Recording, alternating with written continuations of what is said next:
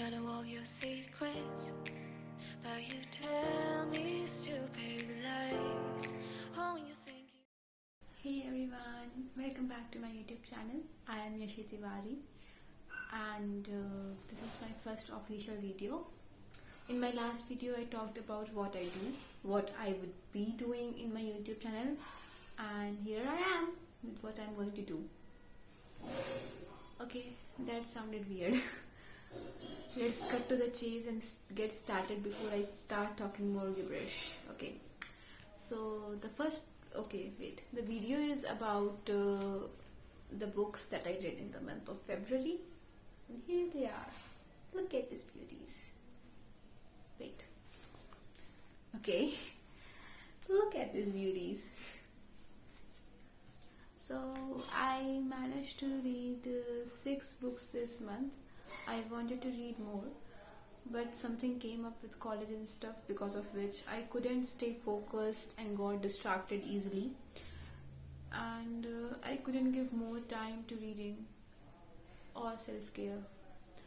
So I still read 6 of them, so I guess it still counts for something. The first book that I read is Eleanor and Park by Rainbow Rowell.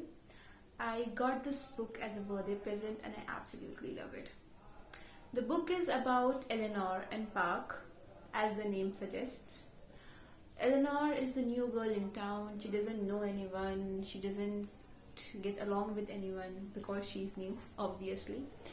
And she is bullied in her school because of the way she dresses, because of the way she looks, and she meets Park, who goes to the same school, on the school bus, and they sit on the same seat.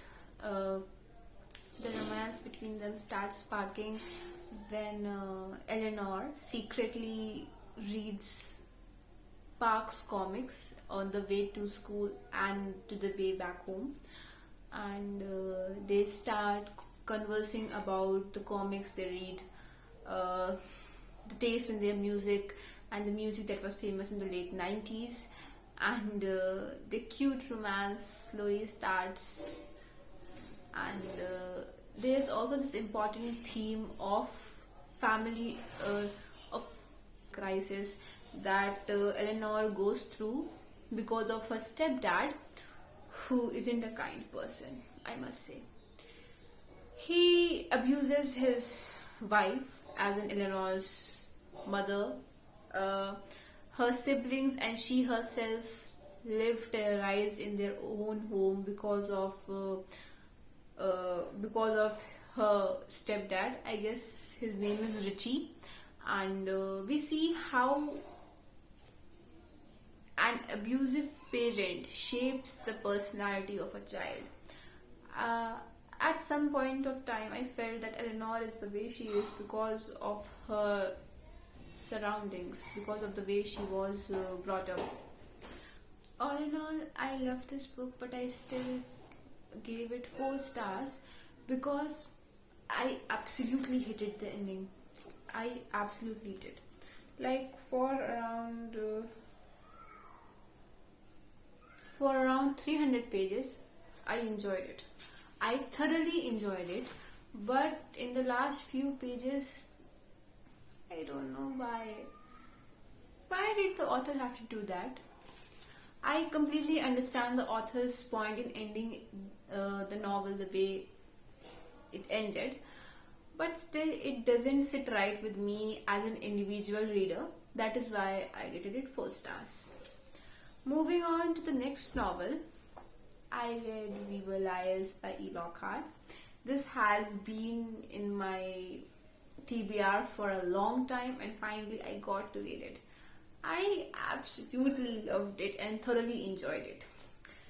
The novel is about... Wait, I forgot the main character's name. Just give me a second.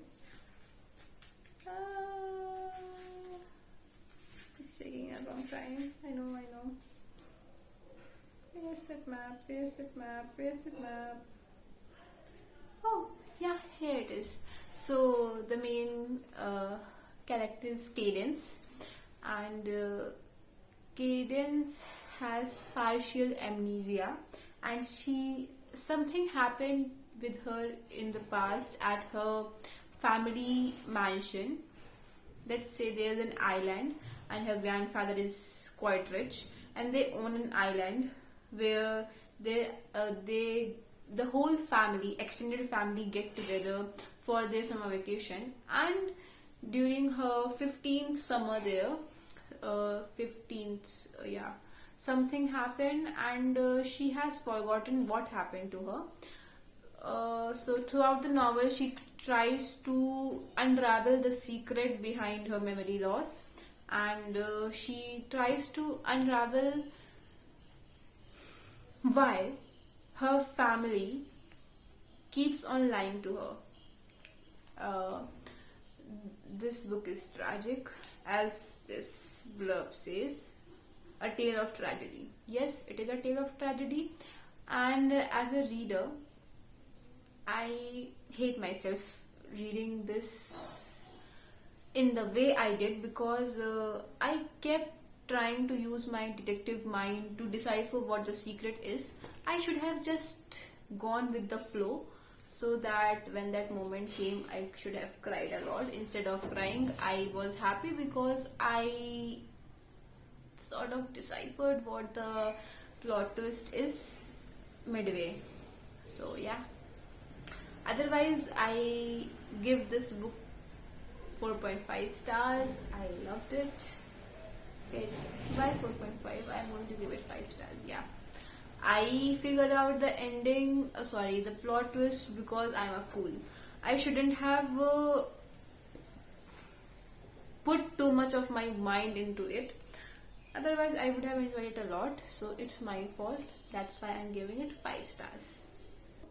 This is the 4th book of Hoover that I have read, and I absolutely loved Hoover's style of writing.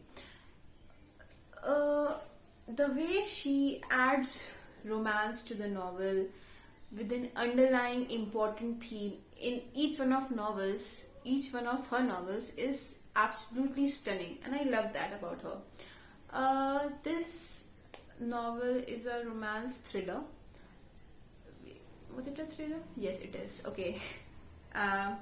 It covers the story of Loven Ashley, who is a struggling author, and she gets into signs a confidential contract with Jeremy Crawford, who is the husband of Verity Crawford, on whom this book is based.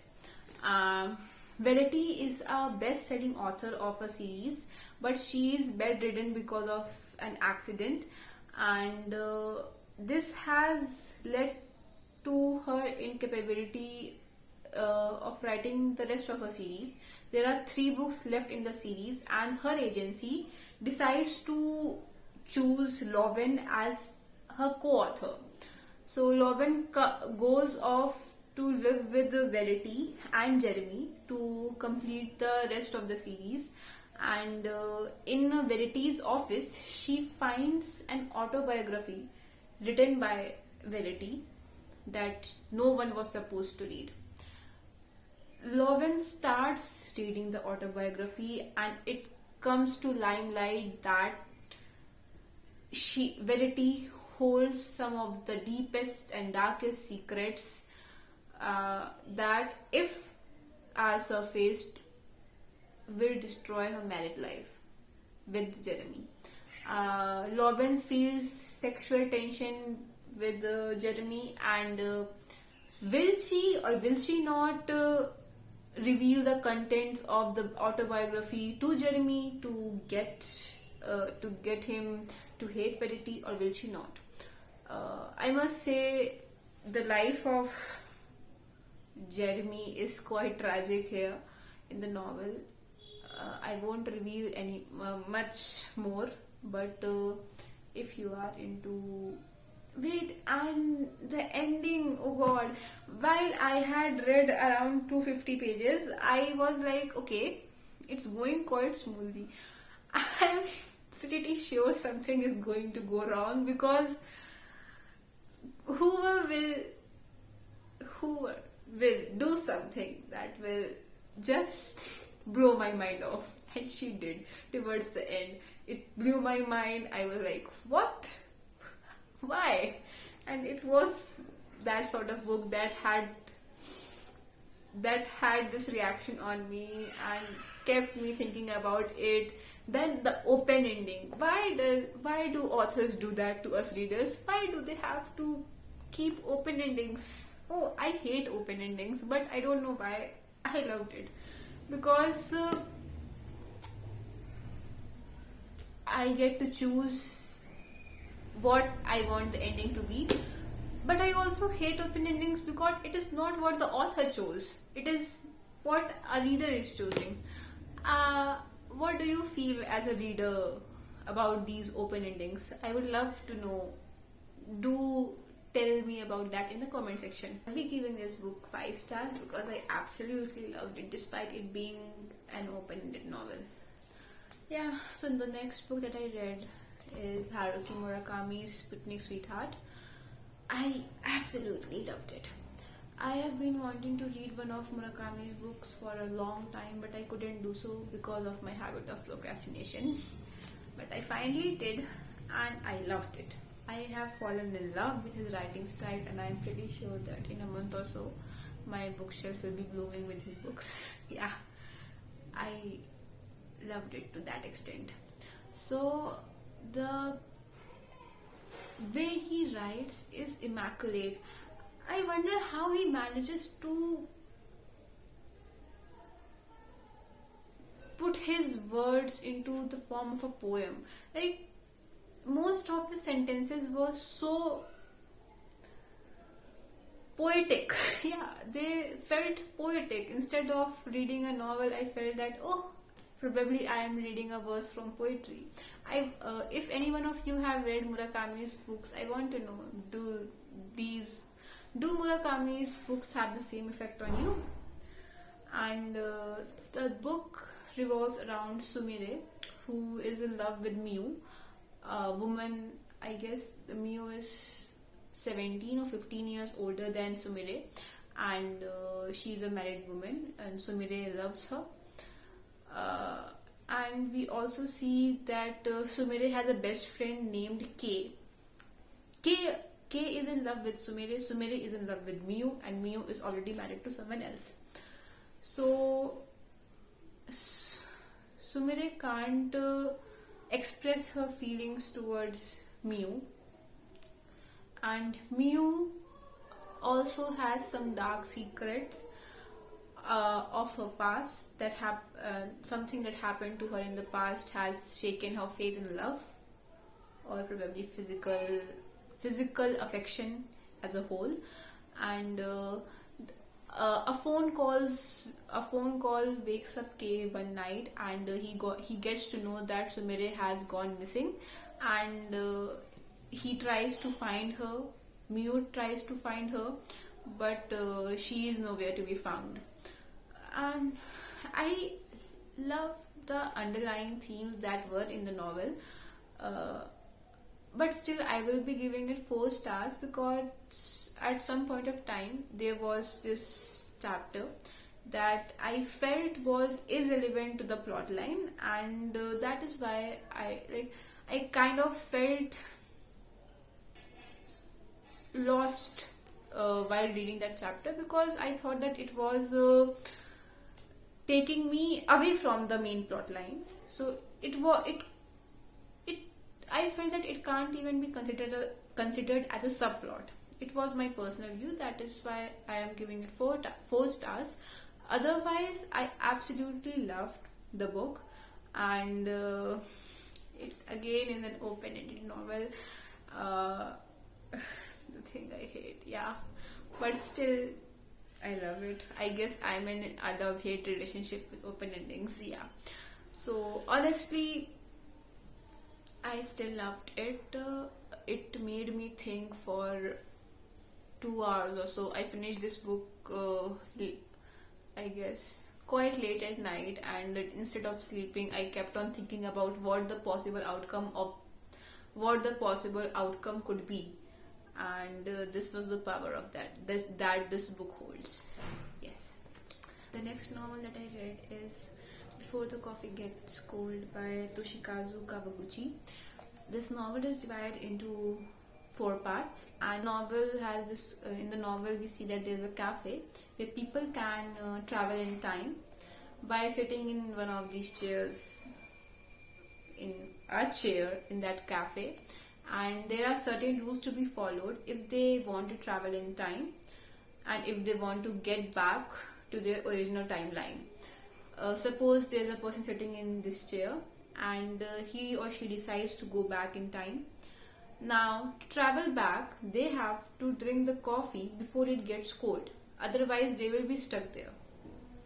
Wait, they won't be stuck there. Something else will happen, and I won't reveal what will.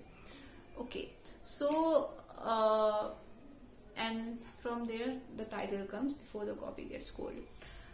Throughout the novel, it is seen that the past cannot be changed or altered, but a person can be. And this really touched my heart because it's so true. Even if we could have traveled in time, I wonder if we would really want to change our past, because changing the past will have certain effect on our present. If and doing that will be adversely affecting us, our present. That is why I felt that this is an amazing and beautiful message that the author has depicted in this novel. It's written here: what would you change if you could travel back in time? I would like to ask you all if there is something that you would like to change about your past. Honestly, I won't do it if I were ever given a chance to travel back in time, because I believe that bad things happen to people. Bad things happen to me as well. But if I change them, then I wouldn't be here making a video, I guess. Yeah. So I will give it 5 stars because I absolutely loved it, and the message that we cannot alter our past, but we can alter what we are, who we are, and what we want to be in our future is lovely and immaculate. It's chef kiss for me. The book that I read in February is Sally Rooney's Normal People. I absolutely loved it. This is the second book of Rooney that I have read, and both the books of Rooney made me cry like a baby. I guess it's because Rooney writes in a way that mixes fiction with real life. The way she constantly flips between present and past, I just love that technique, and I absolutely enjoy it. And I feel that the character's pain can be felt deeply because of the way she writes. The book is about Cornell and Marianne, who have grown up together since their childhood. Marianne is this rich girl in whose household Cornell's mother works. And Cornell's mother is by far the best character in the novel. She's such a heartwarming and loving mother, and a supportive mother as well. And if we see Marianne's mother, she is disgusting, and so is her brother Alan, who treats her like shit. And seeing and reading this really hurt because no one can understand Marianne, and at several points of time people say that she should get her checked. They treat her as a mentally ill person, and they can't see that the way she is because of the way she is treated in her household. Her father was abusive towards her mother. He sometimes beat her up as well. And we see that Cornell and Marianne have this sexual tension going on throughout the novel. They are friends with benefits at a point. They never are truly in a direct relationship with each other. And what they lack the most is basic communication. I am going to give it 4 stars because it really irked me when they just kept missing each other because they lacked communication, the means of communication. They know everything about each other, and the only thing that they lack is communication, and I hated that. That's why I'm giving it 4 stars forced us. Otherwise, I absolutely love this novel. This is a masterpiece, and the next book that I will be reading of Rooney is Conversation with Friends, because I love her writing style. Yes. So that's it for today. And if I had to tell what's the best book that I read in February, then it would be. Okay, I'm confused. I am really confused between Before the Coffee Gets Cold or Sputnik Sweetheart. So I guess these two are the best books that I read this month. I absolutely loved them. And that's it for today. I'll soon be back with the new video, and if you have any ideas for me to make a video on, do suggest them to me in the comment section or on my Instagram handle. Thank you everyone for watching this video. Bye bye for now.